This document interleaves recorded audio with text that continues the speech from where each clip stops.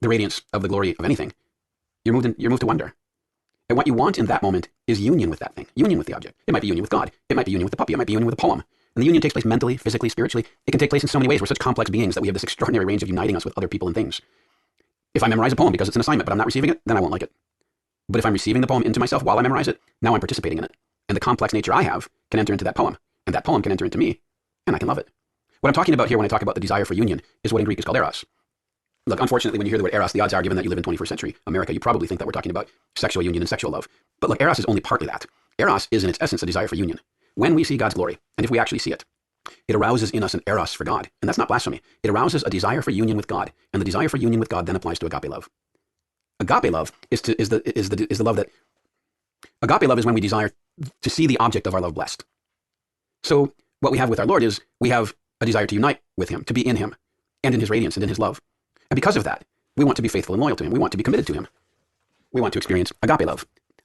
I was going to say the same thing happens with the puppy, but it's not the same. It's analogous. A similar thing happens with the puppy. If the child encounters the puppy, loves the puppy, desires union with the puppy, Eros, in a very rich, real sense, has an Eros for the puppy, then that child in turn will develop agape for the puppy. We love because we're loved first. We love because he first loved us. He drew us to him. So now we have for him an agape love that we then share to his committed love, a devoted love of faith.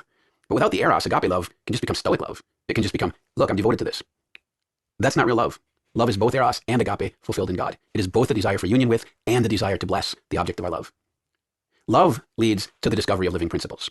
Love leads to the discovery of meaningful elements.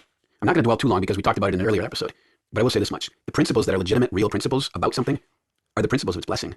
If I want to be united with something, I don't want that thing, that object of my love, diminished.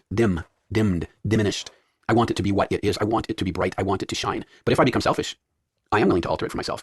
And when I get there, when I become selfish, Eros and agape are separated. Now my love becomes a curse. I cannot discover the principles of well-being for something that I don't love. I can be told them, but I can't discover them. And what I'm trying to emphasize here is that those principles follow love.